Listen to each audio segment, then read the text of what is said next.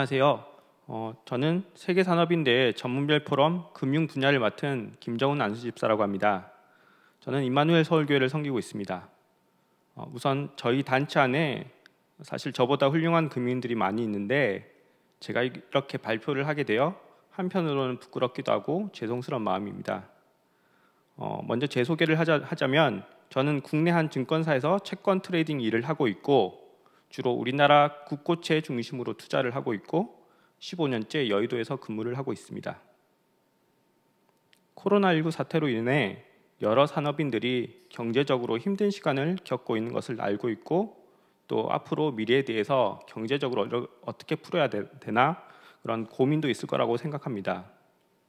저는 이번 시간에 4차 산업혁명과 금융의 미래라는 다소 어려운 주제로 여러분께 말씀드리게 되었는데 제가 평소에 트레이딩 데스크에서 생각하고 있는 것들을 짧은 시간 동안이지만 여러분한테 이야기하려고 합니다.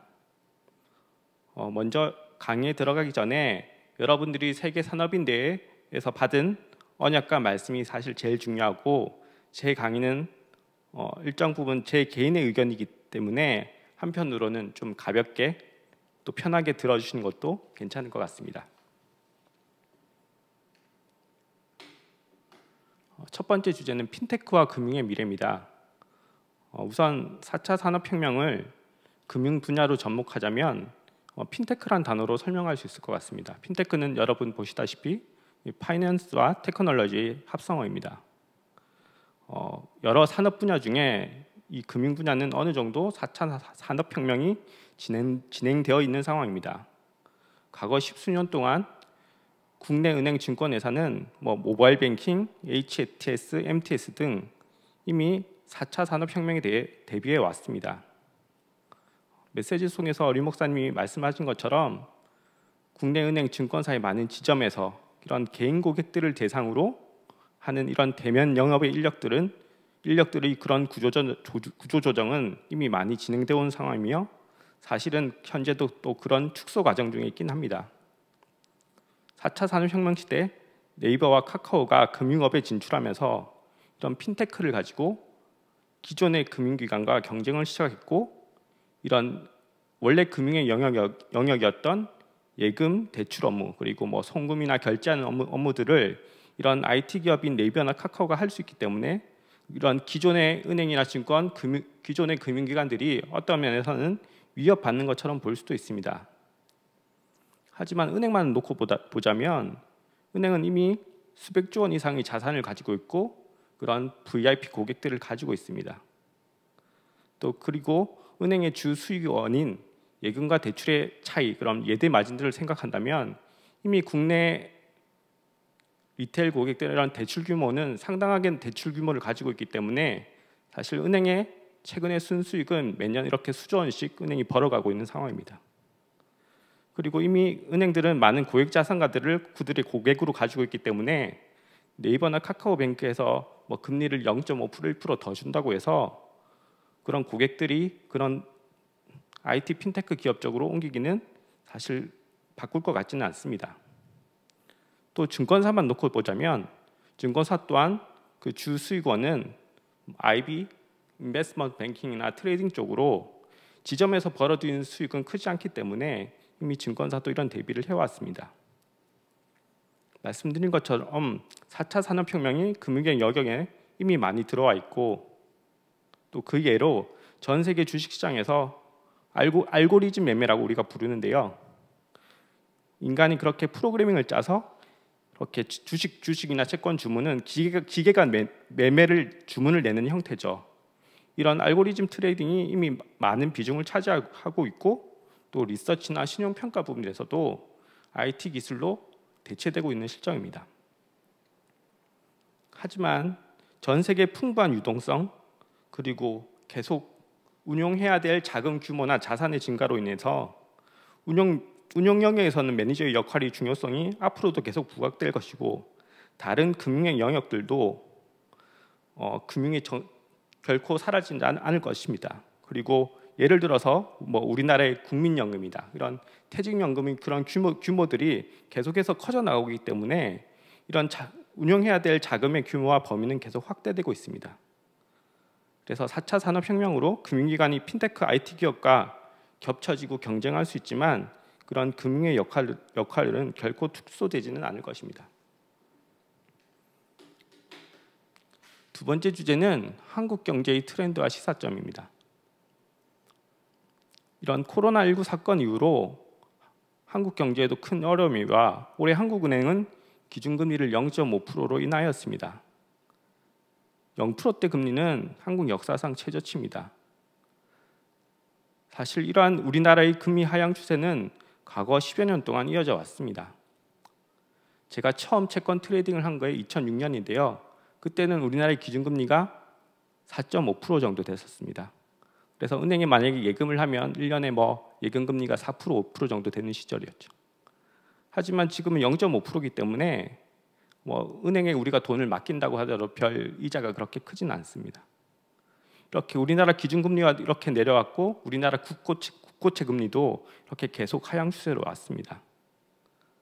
이러한 저금리의 상황이 우리나라의 상황만은 아닌 건 맞습니다. 미국 또한 0% 금리대 최저금리고 유럽과 일본 또한 제로금리 시대에 접어든 지 꽤 됐습니다. 하지만 한국 경제와 이렇게 금리가 하향하는 속도는 다른 나라와 비교해서 좀 빠른 면이 있고 그 원인에는 많은 전문가들이 볼 때는 국내 경제의 저성장과 고령화 이런 큰 두 가지 이유가 있습니다. 먼저 고령화의 문제부터 얘기해 보자면 우리나라의 학계 출산율은 현재 0.9 정도로 세계 최저 수준입니다. 만약에 우리나라 인구가 현재 5천만이라고 가정하고 또 평균 수명이 한 80년 정도 된다고 가정하면 2100년 정도 되면 우리나라 인구가 2500만 명이 되는 거죠. 이렇게 반으로 줄어들게 되는데 꼭 80년이 지나지 않더라도 우리나라 인구 피라미드 구조상으로 볼 때 우리나라 인구 중에서 50대 후반, 60대 초반까지 그 연령이 많다고 본다면 이런 연령대가 은퇴하는 한 10년 정도 뒤 정도에는 우리나라 고령화의 충격이 사회 전반에 걸쳐서 임팩트 있게 다가올 수 있습니다. 현재는 반도체, IT, 자동차 등 우리나라 제조업 경쟁력이 있기 때문에 계속 수출로 성장세를 이어가고 있지만 향후 10년 후에는 많은 사람들이 걱정을 하고 있습니다. 아무튼 이런 0%라는 현재의 금리는 우리에게 만약에 여유 자금이 있다면 이제는 저축하는 것보다 투자의 비중을 늘려가야 하는 그런 현실을 초래했습니다. 올해 주식시장만 놓고 보면 그런 코로나 팬데믹으로 인해서 우리나라 코스피 지수가 1457포인트까지 빠졌었는데요. 지금 현재는 2400포인트 정도 됩니다. 이렇게 1000포인트 가까이 이렇게 급격한 상승을 했는데 이러한 주 원인은 이렇게 0%대 금리가 주는 이런 풍부한 유동성이 있습니다. 여러분도 만약 진짜 고민하실 것 같고 또 많은 주위의 사람들이 고민하고 있습니다. 이렇게 여유지감이 있다면 우리는 과연 어떻게 투자해야 될까요?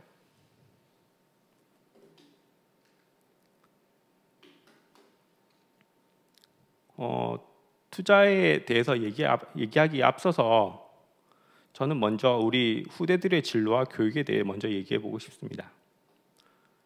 이런 상황 속에서 우리 후대들이 맞이하게 될 경제 상황은 지금의 어른 세대들이 경험했던 것과는 매우 다를 것임에 또 틀림없습니다. 이 코로나19 사건 때문에 그 속도는 더 빨라진 것도 사실입니다.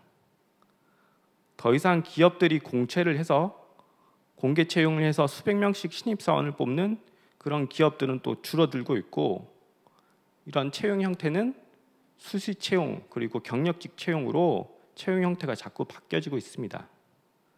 또한 4차 산업혁명의 이유로 단순 서비스업 그리고 고학력들이 일하는 이런 제조업의 질 좋은 일자리들이 사라지고 있는 것들이 사실입니다.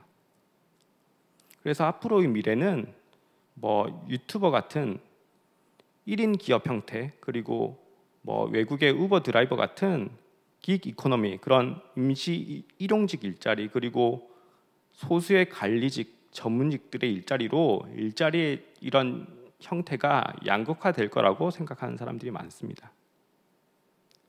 이런 상황 속에서 우리가 후대를 또 키울 때, 또 후대가 앞으로 이런 경제로 진출을 할 때 가져야 할 것은 우리 후대들이 우리 메시지 주신 대로 가야 할 방향을 미리 알고 로봇에게 대체되지 않을 전문성, 그리고 사람들을 치유하고 사회 안에서 융합 적응할 수 있는 준비를 해야 됩니다. 또 한편으로는 우리나라는 이렇게 인구도 감소하고 저성장 추세에 있지만 동남아시아처럼 인구가 늘고 경제가 성장하는 나라에서 우리 후대들이 도움을 주고 받을 수가 있습니다. 최근 직장인들 하는 얘기는 최근 10년간 가장 취업률이 좋은 이런 학교와 전공은 외대 베트남어학과 이렇게 얘기를 하고 있습니다. 그만큼 우리나라 최근 10년 동안 한국 기업들이 베트남에 투자하는 그런 자본들이 많았고 그쪽 인력을 많이 뽑고 있다는 얘기죠.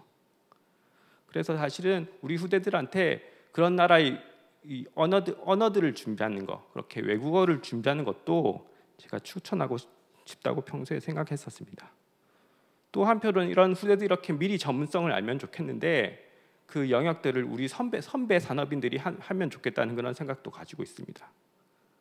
우리 선배 산업인들, 영산업인들이 이런 후대들에게 지금의 산업과 경제 상황에서 우리가 이런 기업들이 어떻게 4차 산업혁명과 미래를 대비하고 있는지, 그리고 또 그 가운데서 우리가 후대들에게 빨리 갖춰야 될 그런 전문성과 이런 현장에서 이런 감각들은 어떤 것인지, 그런 것들이 다락방 안에서 훈련되어지고 또 전달되어진다면 후대들이 이렇게 앞으로 경제를 진출하고 취업을 하는데 많은 도움이 될 거라고 생각하고 있습니다. 이제 투자에 대해서 얘기해 봅시다.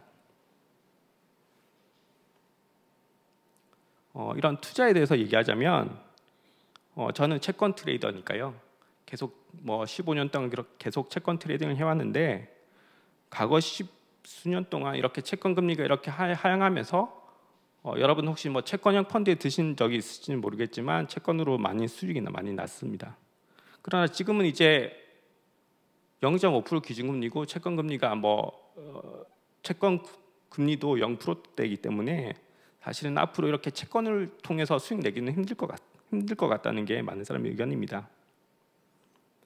그러면 또 한 가지 이유로 이런 우리나라 이렇게 경제 상황이 어렵기 때문에 정부에서 하는 건 주로 경제를 살릴 수 있는 정책은 이렇게 금리를 낮추거나 지금처럼 재정을 많이 풀어서 나라가 국채를 많이 발행해서 그 재정으로 경제를 지원하는 것인데요. 금리는 이미 0%대에 많이 낮췄기 때문에 앞으로는 이런 재정을 풀어서 하는 문제, 이런 것들이 계속되다 보면 많은 또 제가 걱정하는 부분은 이런 재정 건전성의 문제입니다. 당장 1, 2년만 놓고 보면은 한국 경제가 튼튼하고 한국의 재정이 다른 여러 국가에 비교해서 좀 튼튼하다고 보여질 수 있기 때문에 그렇게 큰 문제는 없겠지만 5년, 10년 또 제가 앞서 말한 그런 노령화되는 시점들을 볼 때 이제 이런 재정 건전성의 문제는 10년 내에 불거질 수 있다고 생각합니다. 최근에 유럽의 그리스가 이런 경험을 했었는데요. 이런 재정 건전성의 문제로 그리스 국채 금리가 많이 10% 이상으로 뛰고 환율도 폭등하는 그런 사태를 겪었는데요. 우리나라도 만약에 안 좋게 보는 사람들은 우리나라도 이런 재정 건전성의 문제가 심각해지면 그리스와 같은 위기를 겪을 수가 있다고 생각합니다. 그런 면에서 채권 투자도 1, 2년은 상관없지만 향후 10년을 놓고 보면 약간 조금 비중을 좀 줄이는 것도 맞지 않나 생각하고 있습니다. 또 한편으로는 우리나라의 가계 자산 비중을 보면 원화 자산이 주로 대부분이고요. 또 그 중에서도 부동산의 비중이 아주 높습니다. 다른 나라에 비교해서 좀 높습니다. 그래서 제가 앞서 말했던 이런 우리나라만의 이런 고령화나 재정 건전성의 문제를 생각한다면 이런 투자를 해외 자산 쪽으로 좀 다변화해야 될 필요성이 있습니다. 우리나라보다 고령화를 먼저 경험했던 일본 또한 그랬습니다. 일본도 와타나베 부인 이런 용어들이 있는데요. 그렇게 일본에서 해외 쪽으로 나가는 해외 쪽으로 투자하는 그런 자금들이 많이 늘어났었습니다. 지금 현재 4차 산업혁명으로 인해서 한창 미국의 나스닥 이런 테슬라로 대변하는 이런 기술 기업들이 주가가 높긴 하지만 앞으로도 이런 산업혁명의 흐름이 계속되는 한 이런 기술 기업, 바이오 기업, 이런 미래 산업을 할 수 있는 이런 기업들에 대해서는 꾸준히 투자하는 게 조금 맞다고 생각하고 있습니다. 그러면 제가 여러분들한테 말씀드리고 싶은 것은, 그럼 앞으로도 계속 뜰 거니까 우리가 가진 돈이 있다면 몰빵하는 게 나은가? 또 그건 아니고요. 저도 15년 동안 직장 생활하면서 꾸준히 펀드한 것도 있고 이렇게 저축한 것도 있고 한데, 이 적립식으로 꾸준히 한 것들, 이렇게 적립식으로 한다면 매달 적립식으로 한다면 장점이 뭐냐면은 예를 들어 좀 주가가 급격하게 빠졌다. 그럴 때는 조금 더 돈을 매달 비중을 더 늘릴 수 있는 거죠. 좀 더 금액을 많이 넣고, 너무 또 주가가 높은 것 같다. 그럼 조금 더 그 달에는 좀 뺄 수도 있고요. 이렇게 매달 적립식으로 꾸준히 한 것들은 10년, 20년 또 장기적으로 놓고 보면 실패할 확률보다는 성공할 확률이 훨씬 더 큽니다. 또 이런 앞서 말씀드린 원화 자산의 비중을 조금 줄이는 방법 중에 또 하나가 이런 달러나 이런 해외 머니들을 조금 저렴할 때 사두는 것도 필요합니다. 이런 것도 적립식의 장점들이 있고요. 하지만 또 제가 말씀드린 거는 이런 달러 같은 경우에 이미 코로나19 사태로 환율이 좀 급등을 했고 지금은 좀 달러가 비싸진 상황이기 때문에 여러분한테 지금 다 환전을 해서 달러로 환전을 이런 말씀을 드리는 건 아니고요. 좀 코로나19 사태가 좀 진정이 되면은 좀 달러도 떨어질 가능성이 있습니다. 그런 시점들을 여러분께서 보시고 이렇게 매달 적립식으로 하는 거 지금도 추천드리고 있습니다. 하나님께서 우리를 경제를 축복하시는 방법은 사실 우리의 본업에 제일 축복하시는 거고, 이런 제가 말씀드린 부분 어떤 면에서는 재테크 같은 부분이죠. 그래서 하나님 축복하시는 방법은 우리가 로또에 당첨되거나 또 우리가 주식을 했는데 막 주식이 대박 나거나 그런 것은 아니라고 생각합니다. 하나님께서 이번 산업인대의 메시지처럼 여러분들이 산업인들 축복하실 텐데 여러분들이 이 축복을 가지고 또 다른 이런 경제적인 부분, 이런 거시 경제적인 그런 부분도 보면서 또 후대 교육과 미래를 대비하시길 바랍니다. 이상으로 저희 발표를 마치고 앞으로도 여러분들의 산업 현장에 임마누엘의 축복을 누리시기를 기도하겠습니다. 감사합니다.